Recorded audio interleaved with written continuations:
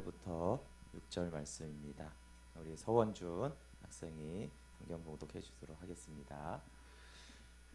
우리가 그의 계명을 지키면 이로써 우리가 그를 아는 줄로 알 것이요 그를 아노라 하고 그의 계명을 지키지 아니하는 자는 거짓말하는 자요 진리가 그 속에 있지 아니하되 누구든지 그의 말씀을 지키는 자는 하나님의 사랑이 참으로 그 속에서 온전하게 되었나니 이로써 우리가 그의 안에 있는 줄 아노라. 그 안에 산다고 하는 자는 그가 행하시는 대로 자기도 행할지니라. 아멘. 네, 잘했습니다. 처음 새벽에 나왔죠. 축복하려고. 네,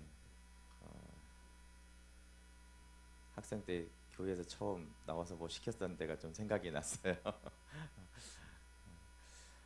네, 오늘은 두 번째 날인데요. 복음적인 말씀 묵상, 형제를 사랑하게 된다라고 제목을 했고요.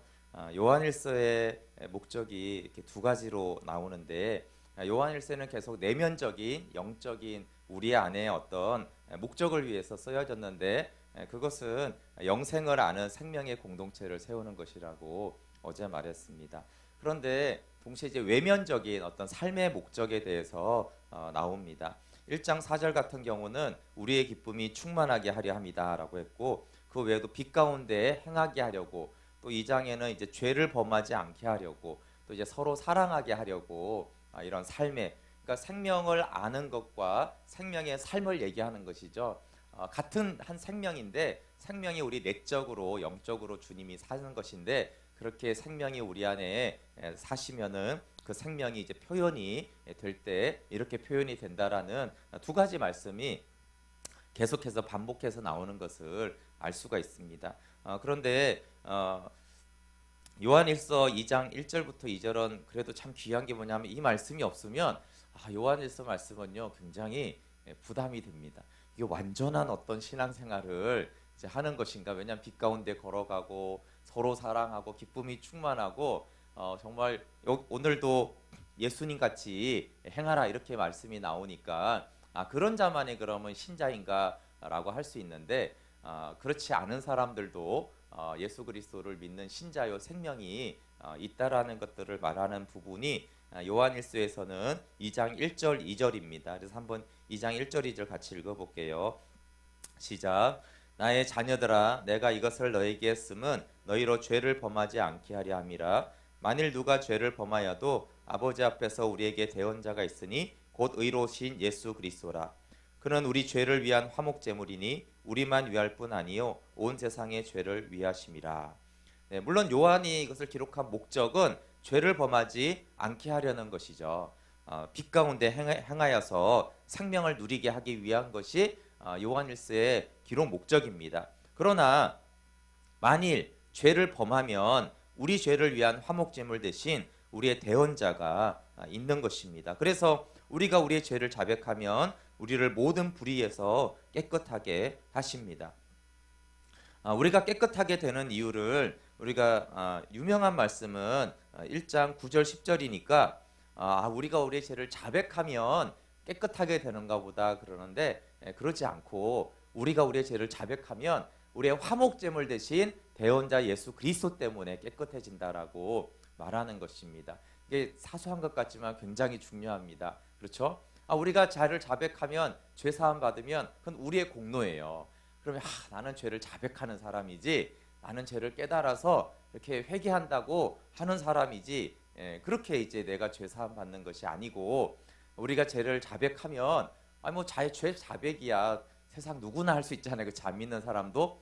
그런데 대언자 대신 화목제물 대신 그분이 없는 사람들은, 그분을 믿지 않는 사람들은 죄 사함이 없는 것인데, 우리에게는 화목제물 대신 그분이 있다라는 것을 알고 우리의 죄를 자백할 때 우리가 깨끗하게 되어져서 1절에 말한 대로 죄를 범하지 않는 의롭고 깨끗한 자가 되라고 하는 것이죠. 그래서 목적은 죄를 범하지 않는 자가 되는 것인데, 만약에 죄를 범한다라면 자백할 때 그분이 깨끗하게 하심으로 우리가 죄를 범하지 않는 영적인 상태가 될 수 있다라는 거예요. 그래서 죄를 범하지 않게 하려 합니다라는 것을, 그래서 그럼 우리가 결단으로 죄를 범하지 않는 사람이 되는가? 그런 죄를 범하지 않는 것이 아니라는 것입니다.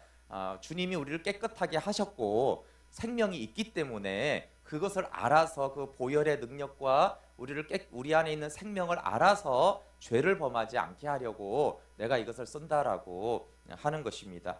이런 관점이 요한일서에 계속적으로 나오고 있어요. 근데 이런 관점을 이제 요한일서에서 보지 못하면 요한일서는 굉장히 스트레스 되는 말씀이에요. 사실은 굉장히 감사한 말씀도 있지만 이 너무 높은 수준의 어떤 그리스도인의 삶을 요구하고 만약에 그러지 않으면 다 가짜다 이렇게 이제 말하는 것처럼 들리기 때문에 성령 충만할 때 읽으면 좋지만 좀 우울할 때 읽으면 그럼 나는 가짜구나, 심지어 나는 구원받지 못했구나, 이렇게 이제 보여줄 수 있는 말씀입니다.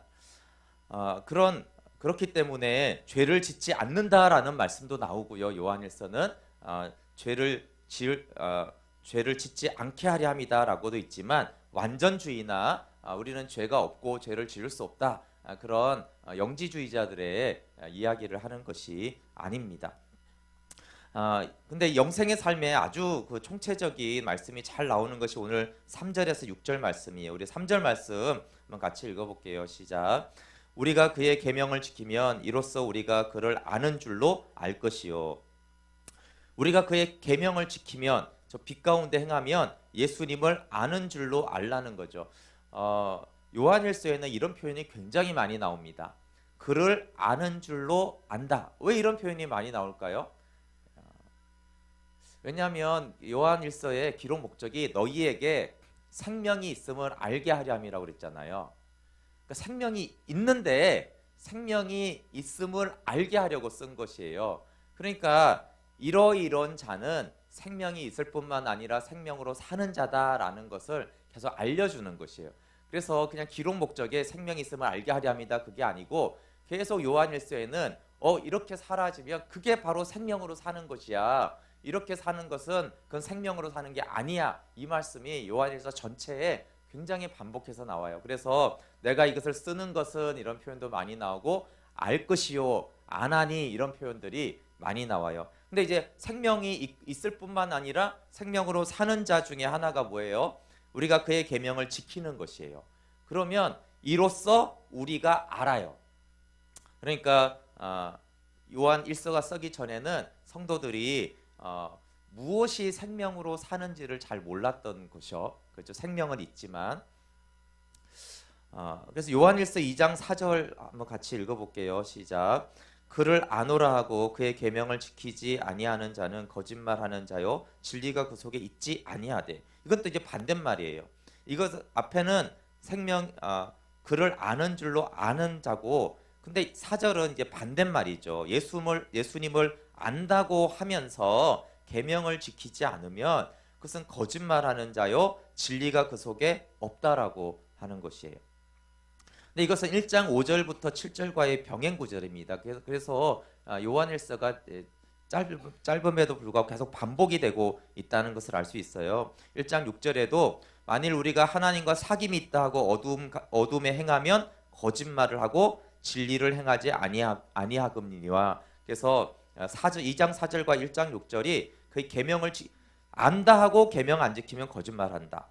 우리가 하나님과 사귐이 있다 하고 어둠에 행하면 거짓말한다. 그래서 생명으로 사는 것이 아닌 것에 대해서 말을 하는 것이고, 이것은 대부분 이제 종교 생활을 말하는 것이죠. 교회는 열심히 나오고 뭔가 종교 행위는 열심히 하는데 사귐이 없으면, 계명을 지키지 않으면 그것은 진짜 생명으로 하는 것이 아니다라는 것이죠. 그래서 계명을 지키고 그것이 빛 가운데 행하는 것이고, 그런 자는 예수님을 알고 그런 자는 진리가 그 속에 있다라고 하는 것이에요. 그래서 여기 진리가 그 속에 있으므로 진리대로 계명을 지키는 것입니다. 그럼 그래서 이 계명을 지키지 아니하는 자는 진리가 그 속에 있지 않다 이렇게 말하죠. 그러면 진리가 어떤 사람이 계명을 지킨다라는 것이에요. 그래서 이것을 율법적으로 계명을 지켜야 돼 그게 아니고요. 계명을 지키지 않은 자는 진리가 그 속에 없는 거예요. 그럼 거꾸로 하면 어떻게 돼요? 진리가 그 속에 있는 자는 계명을 지킨단 말이에요. 그러니까 중요한 건 뭐예요? 진리가 우리 안에 먼저 있어야 돼요. 그러면 우리 안에 진리가 있으니까 그 진리로 인하여서 우리가 그 진리대로 행하게 된다라는 것을 말하는 것입니다. 5절도 같이 읽어볼게요. 시작. 누구든지 그의 말씀을 지키는 자는 하나님의 사랑이 참으로 그 속에서 온전하게 되었나니 이로써 우리가 그의 안에 있는 줄을 아노라. 예, 여기 아주 중요한 말씀입니다. 특히 요한일서는 이제 사랑을 많이 말씀하고 그 외적인 생명의 사람의 외적인 조건으로 서로 사랑하는 것에 형제를 사랑하는 것이 굉장히 많이 나와요. 그러니까 또 우리가 그래 형제를 사랑해야지 이게 사랑을 해야 되는 어떤 의무로 하는데 그것이 아니고 여기 그의 말씀을 지키는 자, 그의 말씀을 지키는 자는 진리가 그 안에 있는 자죠. 진리가 그 안에 있는 자는 그 진리를 행합니다. 그러면 그는 그 안에 주 안에 있는 것을 아는 자예요. 근데 그 사람은 어떻게 됩니까? 그 안에 하나님의 사랑이 참으로 그 속에서 온전하게 됩니다. 그러면서 또 이렇게 나오죠. 이로써 우리가 그의 안에 있는 줄을 아노라. 뭘 안다는 거예요? 이게 생명 있는 자의 정상적인 신앙생활의 형태라는 것이에요. 근데 여기서는 이제 외적인 사랑의 행위가 아니라 우리 안에 하나님의 사랑이 어떻게 온전하게 되어지는 것에 대해서 말씀하고 있는 것입니다. 그의 말씀을 지킬수록 우리 안에 하나님의 사랑이 생겨난다라는 것입니다. 우리 9절부터 11절 말씀 한번 같이 읽어볼게요. 시작. 빛 가운데 있다 하면서 그 형제를 미워하는 자는 지금까지 어둠이 있는 자요 그의 형제를 사랑하는 자는 빛 가운데 거하여 자기 속에 꺼리낌이 없으나 그의 형제를 미워하는 자는 어둠에 있고 또 어둠에 행하며 갈 곳을 알지 못하나니 이는 그의 어둠이 그의 눈을 멀게 하였습니다. 네, 여기 본문은 이제 형제를 사랑하고 미워하는 얘기로 나아가고 있습니다. 어둠에 있는 자의 특징은 많겠죠. 그렇지만 그 대표적인 특징은 형제를 미워하는 것이라고 했습니다. 그래서 어둠에 있어 갈 곳을 알지 못하는데 왜냐하면 그 어둠이 눈을 멀게 했다 이렇게 말합니다. 그래서 갈 곳을 알지 못한다라고 돼 있고 이제 다른 번역본을 제가 보니까 자기가 어디로 가는지 알지 못한다 이렇게 이제 번역을 했어요. 그러니까 영적인 길, 신앙의 길, 삶의 길을 어디로 가고 있는지를 모르고 어디로 가야 될지를 모르는 거죠. 왜냐하면 맹인이라고 말합니다. 어둠이 그 눈을 멀게 했다. 제가 어제 말씀에 안다, 본다 이렇게 말을 했을 때 그렇죠? 사울이 눈에서 비늘이 벗겨지듯이 마음 눈이 열어지면 자기가 어느 위치에 있고 어디로 가고 있고 어디로 가야 할지를 아는데 오늘은 이제 반대 말씀이 나오는 것이에요. 이제 미워하게 되어지면 단순히 이게 미움의 문제로 끝나지 않고 이게 영적인 이제 맹인이 되어져 가지고 지금 내가 어디로 가고 있는지 이렇게 예배를 드려도 도대체 어떤 예배를 드리고 있는지 자체를 모르겠고 내 신앙이 내 인생이 어디로 가야 되는지를 이제 맹인이 되어져서 모른다라고 하는 것입니다. 그래서 형제를 미워하는 것이 단순히 이게 그리스도인으로 미워하니까 마음이 불편하다 그런 문제가 아니라고 이것이 영적으로 맹인 상태가 되는 맹인 상태가 되니까 신앙생활이 또 내 삶의 방향이 하나님 인도해 주세요. 우리가 맨날 말하지만 맹인인데 어떻게 이제 알 수가 있겠어요, 그렇죠? 그래서 이것이 굉장히 영적인 상태를 말하고 있는 중요한 척도가 미움이 있느냐, 사랑이 있느냐라는 것을 알 수가 있습니다. 빛 가운데 행하는 자의 대표적인 특징은 반대로 형제를 사랑하는 것이라고 했습니다. 그러면 이제 제가 좀 전에 말한 대로 이러면 그럼 나는 미움이 있는데 그럼 큰일 났구나. 그러면 내 영적인 것이 다시 맹인이 돼서 어떡하지? 내가 형제를 사랑해야지. 이렇게 결단하는 게 나쁜 건 아닌데 그렇게 하라고 요한일이 말하는 게 아닙니다. 형제를 사랑하고 싶다고 됩니까? 예, 교회 오래 나오는데 누구는 뭐 미워하고 싶어서 미워하고 사랑 안 하고 싶은 사람이 누구 있어요, 그렇죠? 다 교회 안에 있는 모든 지체들을 사랑하고 싶고 직장에서 저 만나는 사람들, 가족들 다 사랑하고 싶죠. 근데 우리가 사랑하고 싶어도 사랑할 능력이 우리가 없는 것을 오히려 알아야지 사랑을 할 수가 있어요. 우리는 사랑하는 척은 할 수 있죠. 그렇지만 우리는 사랑할 힘이 없어요. 그래서 앞에 2장 5절을 이해하고 9절부터 11절을 이해해야 됩니다. 5절에 뭐라고 그랬어요? 이미 어떻게 형제를 사랑하는지를 말씀하셨단 말이에요. 그러니까 5절에 누구든지 상관없단 말이에요. 뭐 신앙생활 오래 했던 깊든 아니든 누구든지 그의 말씀을 지키는 자는 하나님의 사랑이 참으로 그 속에서 온전하게 되어요. 그렇죠? 하나님의 사랑이 내 안에 있으면 우리가 사랑을 할 수 있게 되죠. 우리의 힘으로는 아무도 사랑할 수가 없어요. 좀 이건 지나친 게 아니라 정직하게 말하면 여러분 우리의 사랑은 폐기돼야 돼요. 우리의 사랑은 항상 조건적이고요. 우리의 사랑은 항상 애증을 갖고 있어요. 그래서 인간의 사랑을 받으면 우리 부담스러워해야 돼요. 그 사랑이 언제 변할지 어떻게 해야 돼요?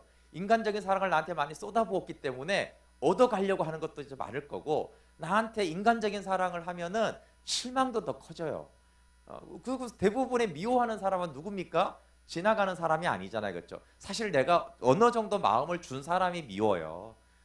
물론 나한테 무례하게 한 사람도 밉지만 그런 사람보다 그러니까 이 인간적인 사랑은 항상 양면의 칼처럼 있는 것입니다. 그래서 가장 나를 많이 사랑한다라는 것은 가장 많이 미워할 수 있는 가능성을 열어두고 있는 것이에요. 그래서 요한이 그런 사랑을 하라고 우리에게 그런 인간적인 사랑을 하면 빛이 있고 눈이 열리고 그런 얘기를 하는 것이 아닙니다.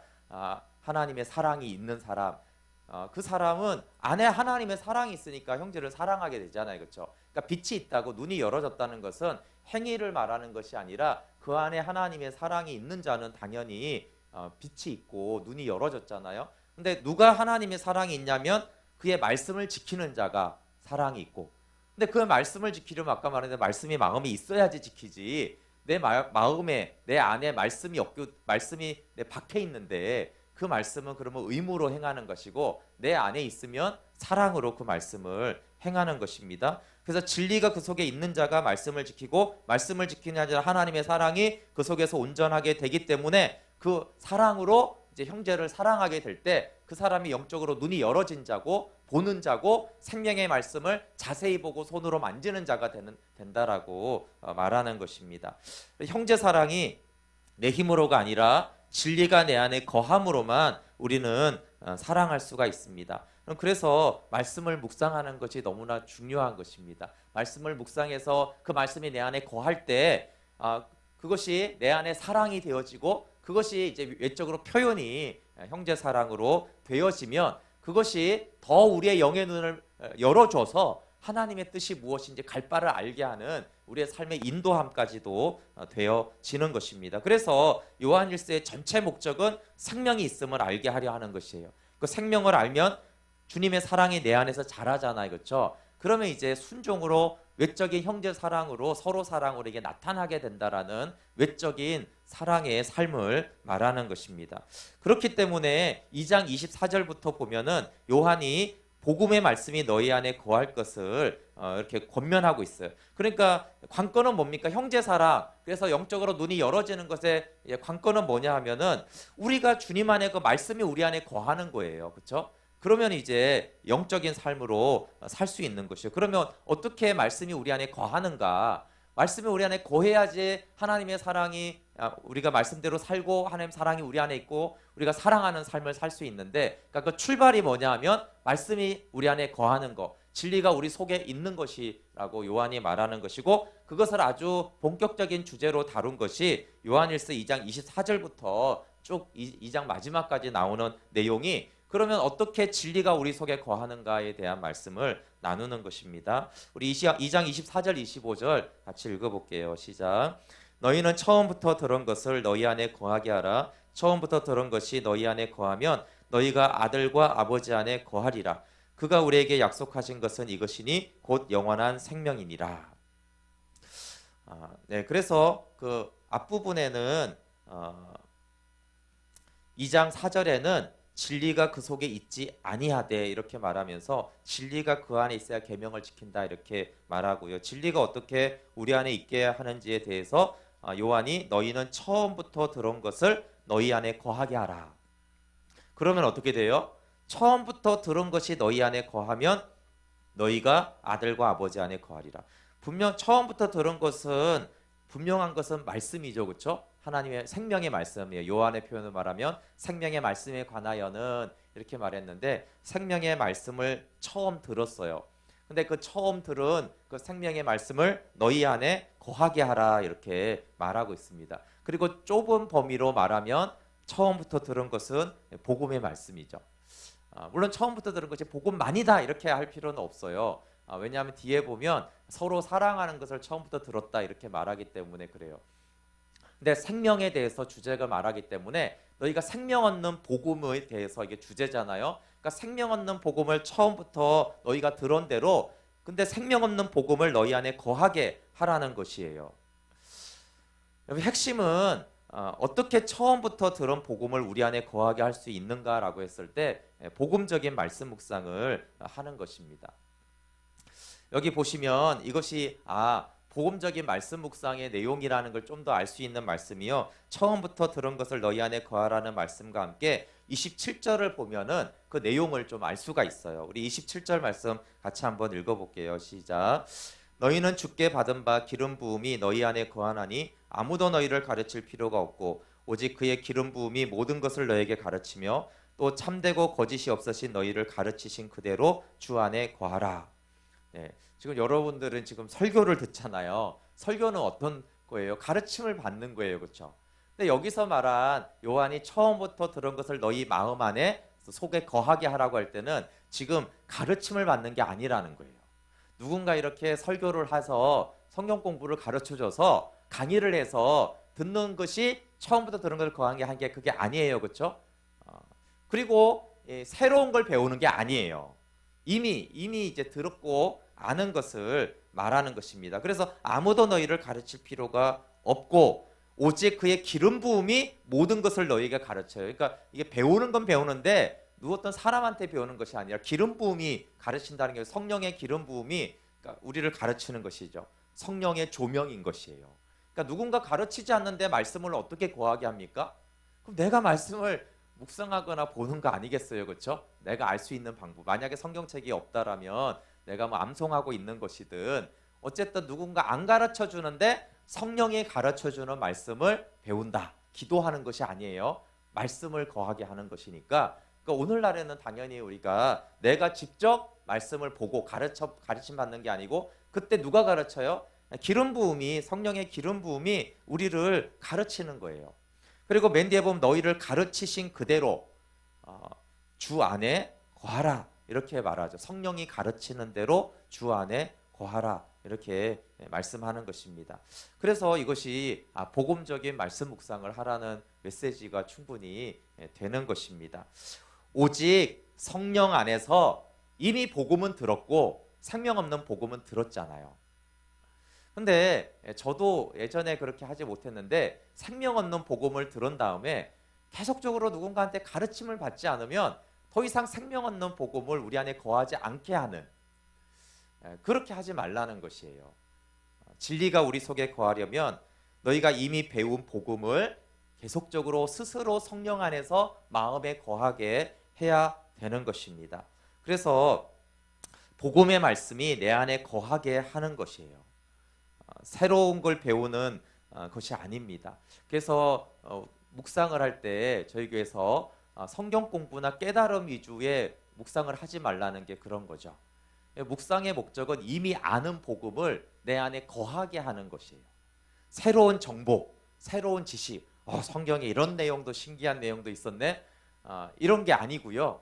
이미 내가 아는 복음, 내가 만난 예수 그리스도가 내 안에 거하고 사시게 하는 것이 오히려 생명으로 진리가 내 안에 있어서 결국 사랑의 삶을 사는 데까지 가는 거라는 거예요.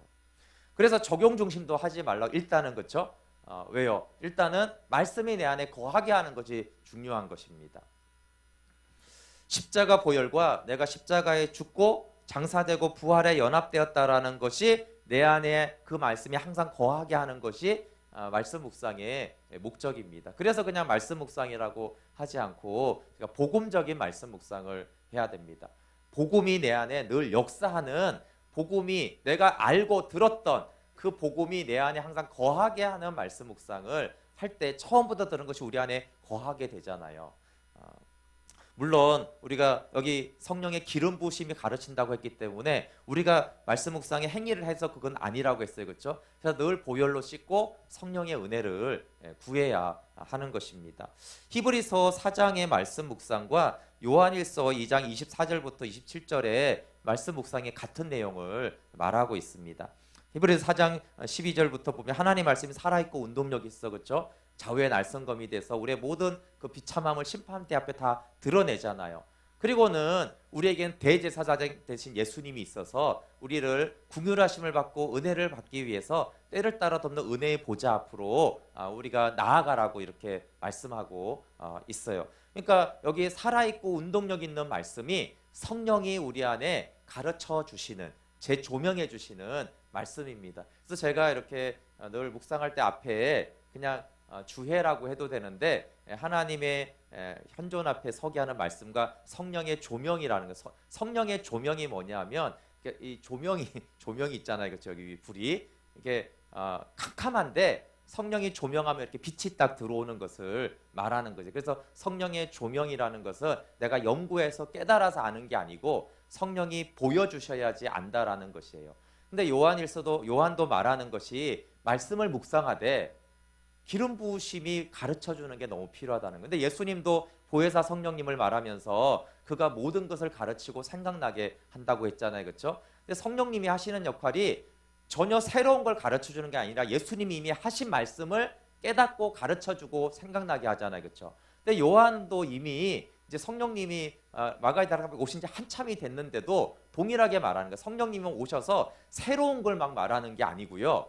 이미 선포된 복음의 말씀을 다시 생각나고 가르쳐 주셔서 생명으로 살게 하는 것을 기름 부으심 성령님이 하신다라고 말씀하는 것입니다. 그래서 우리가 성령님의 조명이 없으면 알 수가 없는 것입니다. 그래서 주 안에 거하라는 말씀과 안식에 들어가게 되는, 히브리서 4장은 안식에 들어가라 이랬고 요한 1서는 주 안에 거하라, 다 같은 말씀인 것입니다. 그리고 바울은 이것을 나는 날마다 죽노라 이렇게 말했어요. 바울이 나는 날마다 죽는다가 뭡니까? 바울이 처음 복음을 깨달았어요. 나 죽었군요. 이게 아니잖아요, 그렇죠? 그는 자신이 십자가에 죽었고 함께 참여해서 부활했음을 너무 잘 알았어요. 근데 항상 뭘 했어요? 나는 날마다 죽는다라는 것은 지금 요한이 말하는 대로 그는 항상 그 복음의 말씀이 내가 십자가에 죽고 장사되고 부활했다는 것을 항상 바울은 그 마음 안에 거하게 했어요. 그게 이제 나는 날마다 죽노라 이런 고백이잖아요, 그렇죠? 처음 듣는 거 깨달은 것이 아닙니다. 이미 알았던 복음을 자기 안에 늘 거하게 했어요. 그러니까 말씀이 거하면 어떻게 된다고요? 말씀대로 사라진다라고 요한이 말하고, 그 사라지는 것은 또 한 예로 사랑하게 된다라는 것이에요. 내 안에 하나님의 사랑이 있어서. 그래서 바울의 삶이 나는 날마다 죽어서 늘 복음의 말씀이 바울 안에 거했고, 이미 아는 말씀이지만 성령 안에서 늘 그 말씀이 그 안에 거하니까 사도 바울이 그렇게 복음을 전하고 형제를 사랑하는 그런 삶을 살아갈 수 있다라는 거. 그래서 바울 서신이나 히브리서나 요한이 동일한 개념을 말하고 있는 것입니다. 그래서 여러분, 생명으로 사는 첫째 비결은 새로운 걸 배우는 게 아니에요. 물론 복음을 모르는 사람은 복음을 들어서, 그렇죠? 주님이 이렇게 보혈로 씻어주셨고 내가 십자가에 죽었고 이렇게 나를 부활에 참여하게 했구나, 이것을 아는 것이 이제 너무 중요한 것이죠. 근데 이미 들은 자는, 이미 아는 자는, 이미 생명이 있는 자는 무엇이 이제 가장 중요한 것이에요? 새로운 걸 배우는 것보다 내가 아는 이 복음의 말씀, 생명 주는 이 말씀이 내 안에 거하게 하는 것이 첫 번째 생명을 누리는 거예요. 그래서 여러분, 제가 제 설교를 듣는 것보다 더 중요한 것이 우리가 각자가 내가 아는 그 복음의 말씀을 내 안에 거하는 말씀 묵상을 자꾸 하라는 것이에요. 물론 설교를 통해서도 생명을 어느 정도는 알 수가 있어요. 근데 요한이 먼저 말하는 것은 깨달아라, 배워라, 이게 아니고요. 이미 알고 있는 그 복음의 말씀을 너희 안에 거하게 해야 된다. 그 진리가 내 안에 거해야지만 우리는 말씀대로 살 수가 있는 존재고, 말씀대로 살아야만 내 안에 하나님의 사랑이 온전하게 되고, 그 사랑이 아니고는 우리가 어떻게 누군가를 사랑할 수가 있느냐. 근데 그렇게 사랑하게 되면 또 어떻게 된다고요? 영의 눈이 밝아진다고. 이제 어둠이 없고 이제 빛이잖아요. 빛이니까 내가 어디에 있는지, 어디로 가는지, 어떻게 가야 되는지를 아는 자가 된다. 그것이 생명 있는 자가 사는 정상적인 그리스도인의 삶이다라고 말씀을 하는 것이에요. 새로운 걸 배우는 것이 필요 없다는 얘기를 하는 것이 아닙니다. 그런데 내 안에 복음의 말씀이 내 안에 없는 상태에서 그 말씀이 내 안에 거하게 하는 것을 하지 않는 상태에서 계속 새로운 영적인 사실을 알아가요. 그럼 사실 그것은 좀 무익합니다. 만약에 내 안에 복음이 늘 나는 날마다 죽노라가 된 상태에서 당연히 그쵸? 더 새로운 진리의 말씀, 영적인 이해가 있어서 새로운 가르침을 받을 때 그 가르침은 계속 우리 안에 더 생명을 더 밝게 할 거예요. 근데 오늘날에 아마 근데 요한이 이걸 쓴 거 보면 그때도 그걸 또 교회에서 잘 못했나 봐요. 근데 어떤 게 쉽습니까? 여러분 제가 말씀 묵상을 강조하지만 저도 새로운 걸 깨닫는 게 더 좋습니다. 새로운 목사님 저도 목사지만 좋은데 재미있는데 신기한데 좋잖아요. 여러분 설교 듣는 게 쉽죠. 말씀 묵상하는 것보다 그렇지 않으세요? 물론 나오는 건 어렵지만 제가 이렇게 한 거 듣는 거가 솔직히 더 쉽습니다. 그런데 요한은 그것이 아니고 성령께 가르침 받는 게 첫 번째고요. 두 번째 사람에게 가르침을 받아야 돼요. 근데 우리는 사람에게 가르침을 받는 걸 첫 번째라고 성령님께 가르침 받는 것이 두 번째지 않으세요? 잘 생각을 해보세요. 네, 그런데 요한은 지금 요한이 가르치고 있잖아요. 근데 왜 요한은 나한테 가르치는 것보다 성령께 배우라는 말을 먼저 하겠어요? 요한일서 이 자체가 사실 가르치고 있는 내용인데 야, 내 가르침을 잘 들어. 그러면 돼. 이렇게 하지 않고요. 먼저 너희들이 알고 있는 그 생명의 말씀, 복음의 말씀, 생명 주는 말씀을 성령께 배워서 성령 안에서 너희가 그 안에 거하게 해야 돼. 이게 첫 번째라는 거예요. 그리고 전하고 있으니까 내가 이것을 전함은 이렇게 말했으니까 내 가르침을 너희가 잘 듣기를 원한다. 사실 요한일서 자체는 당연히 새로운 가르침이죠.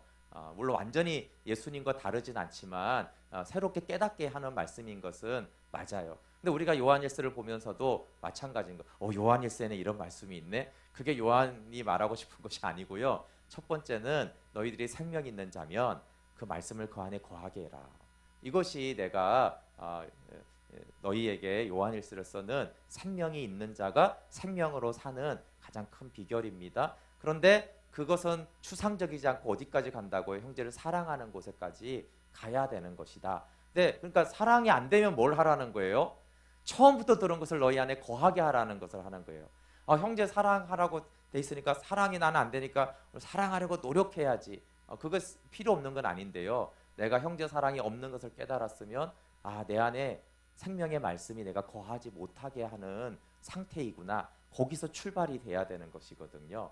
그래서 사랑이 안 되면 의무로 사랑하려고 하라는 것을 하는 게 아니라 먼저 하나님의 생명의 말씀이 너희 안에 거하게 하는지 거기서 시작을 해야 된다. 그러면 그리고 그것이 되는지 안 되는지 성령께 조명이 받는지 안 받는지는 내 안에 사랑이 점점 온전하게 자라가고 있는지 그 사랑이 자라가는 만큼 우리는 하나님의 사랑으로 사랑할 수가 있게 되어집니다. 네, 제가 기도하고 우리 각자 좀 이 말씀으로 좀 기도하면 좋겠습니다. 우리 자신만이 아니라 하나님 우리 교회가 하나님의 말씀이 살아있고 운동력 있어 우리 안에 거하는 생명의 공동체가 되도록 기도해 주시고 또 우리 박선미 자매 또 이지영 자매에 위해서 기도해 주시고 우리 전선주 자매도 너무 허리가 아파서 예배를 드릴 수가 없는 10분도 앉아 있을 수가 없어서 교회를 지금 못 나오고 있는데요. 그래서 같이 우리 환우들을 위해서 또 기도해 주시면 감사하겠습니다. 제가 마무리 기도하고 같이 각자 기도하겠습니다. 하나님, 우리가 처음부터 들은 이 복음의 말씀, 생명의 말씀이 우리 안에 늘 거하기를 원합니다. 새롭고 신기한 계시보다 이미 우리 안에 아들 내어주신 창조주 하나님이 십자가에 죽으시고 부활하신 이 놀라운 복음의 말씀이 늘 우리 안에 거하게 하여 주시옵소서. 우리가 이걸 처음부터 들었는데 하나님 이것이 우리 안에 거하지 못함으로 인하여서 결국은 우리가 누구도 사랑할 수 없는 존재가 되었습니다. 하나님 날마다 성령께서 우리 안에 이 복음의 말씀을 거하게 하여 주셔서 그 말씀이 우리 안에 생명이 되고 하나님 그래서 우리 안에 하나님의 사랑이 온전하게 되어져서 우리가 내 사랑이 아니라 하나님의 사랑으로 사랑하여서 빛 가운데 걸어가며 맹인이 아니라 마음 눈이 열어진 영적인 사람으로 보는 자로 하나님 신앙생활하며 이 세상 속에 빛으로 걸어갈 수 있도록 인도하여 주시옵소서. 예수님의 이름으로 기도드립니다. 아멘.